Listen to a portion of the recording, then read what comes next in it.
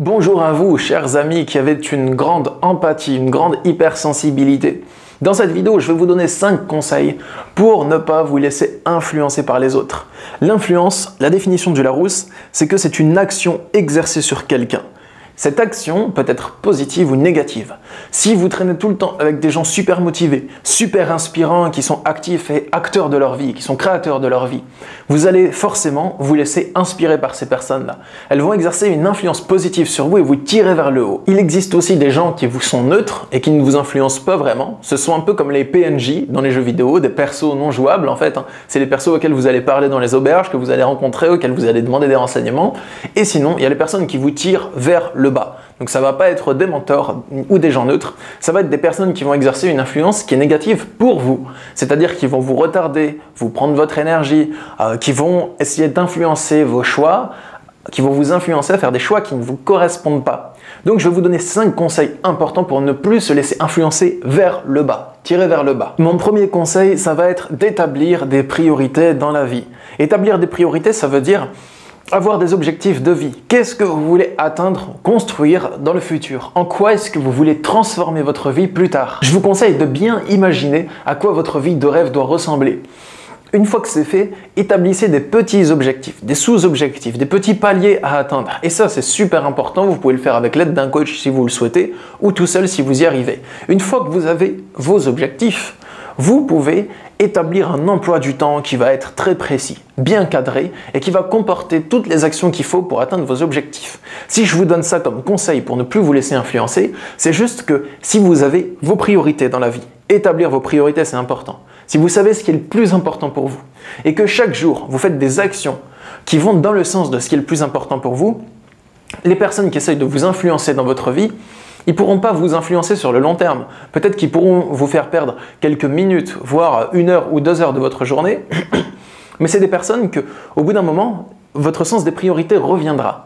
Et en présence de ces gens, vous vous rappellerez que vous avez quelque chose d'important à faire et que vous devez vous éclipser. Si vous avez des priorités qui sont vraiment importantes et bien ancrées dans votre cœur, il n'y a pas beaucoup de gens qui pourront vous retarder dans l'accomplissement de ces priorités. Du moins, pas sur le long terme. Le deuxième moyen de ne pas se laisser influencer par les autres, c'est un peu contradictoire, mais ça consiste à vous laisser influencer par les autres. Et oui, si vous avez quand même envie de vous laisser influencer par les autres, qu'il y a une partie de vous qui a quand même envie de tester, et une autre partie de vous qui se dit « non, je ne devrais pas », je vous invite à quand même vous laisser influencer par les autres à certains moments.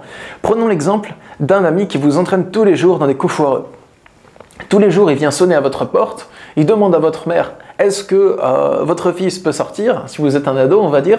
Vous le suivez dans ses bêtises et chaque fois, il vous arrive des galères à cause de lui. Vous déchirez vos vêtements, vous vous faites arrêter par la police parce que vous l'avez suivi quand il volait quelque chose. Et au bout d'un moment, bêtise sur bêtise, vous en avez ras-le-bol. Et vous retenez que sortir avec cette personne, c'est toujours synonyme de galère, de coups foireux et que ça vous cause toujours un désavantage dans votre vie et vous êtes sûr que vous ne voulez plus le suivre. Mais pour ça, il vous a fallu le suivre un certain nombre de fois pour que vous soyez sûr de ce que vous voulez vraiment.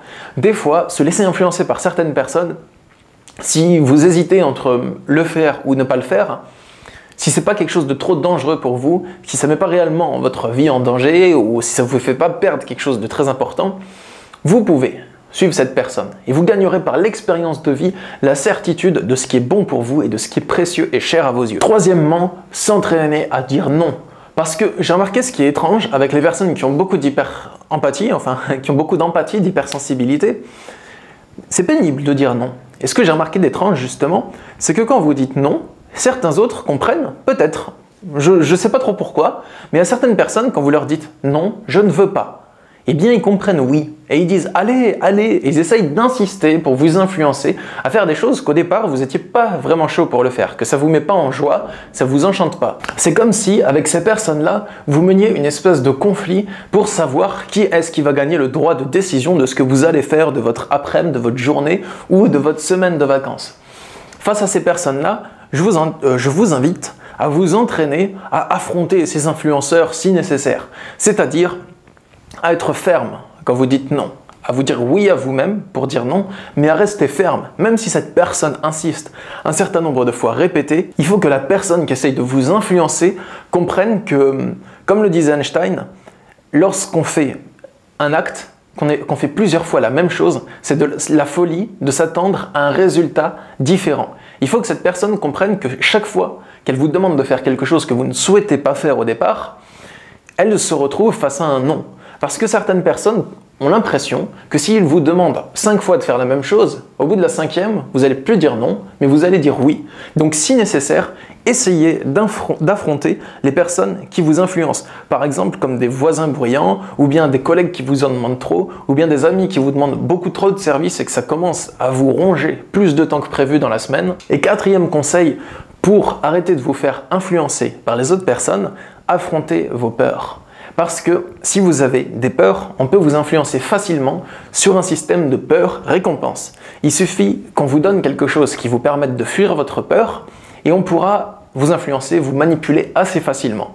Donc si vous n'avez plus de peur, ou presque plus de peur, que vous avez vaincu la quasi-totalité de vos peurs, il y aura vraiment presque personne qui pourra vous influencer. Je ne parle pas seulement de la peur de dire non, ou de la peur du conflit, je parle de toutes les peurs que vous avez dans la vie. Essayez de vaincre la culpabilité, de comprendre le fonctionnement des choses pour ne plus avoir besoin d'avoir de la culpabilité qui vous écrase. Nommez vos émotions. Essayez de voir quel sentiment ou quelle émotion vous avez en vous pour le comprendre, l'apprivoiser et entraîner votre esprit à s'orienter d'une manière positive dans la vie qui ne vous oppresse plus par la peur. Lorsque vous avez peur, le réflexe, ça va être de fuir l'objet de votre peur. Et si quelqu'un vous offre une possibilité de fuir l'objet de votre peur, vous allez probablement l'écouter, ou vous allez probablement aller dans son sens, à moins que vous ayez vraiment beaucoup de bon sens et une conscience bien ancrée. Ou aussi, si quelqu'un vous fait peur en vous faisant croire que si vous ne lui obéissez pas, si vous ne faites pas ce qu'il vous dit, si vous ne saisissez pas la chance qu'il vous propose, vous allez vous retrouver face à votre peur. Et des gens peuvent vous influencer comme ça. Et 5e, c'est concernant les personnes qui veulent vous changer, qui n'acceptent pas votre nature profonde, qui vous disent « tu devrais te comporter comme ça, tu devrais pas faire ça, tu devrais pas avoir tel ou tel choix dans ta vie ». Les personnes qui agissent comme ça, elles essayent de vous influencer à changer. Et généralement, traîner beaucoup avec des personnes comme ça influe sur votre morale, sur votre motivation et sur votre confiance en soi. Dans ces cas-là, je vous invite à faire un peu le ménage dans vos relations. Si c'est vos proches, si c'est des gens de votre famille qui vous disent tout le temps comment vous devriez vous comporter, que vous devriez changer, et qu'en la présence de ces personnes, vous ne vous sentez pas libre de vos choix, vous pouvez les voir moins, mettre un peu de distance avec ces gens-là, ou tout simplement refuser de les écouter et continuer à suivre vos rêves. Ces personnes-là, elles vont peut-être se sentir rejetées, elles vont peut-être être vexées et elles s'éloigneront de vous petit à petit.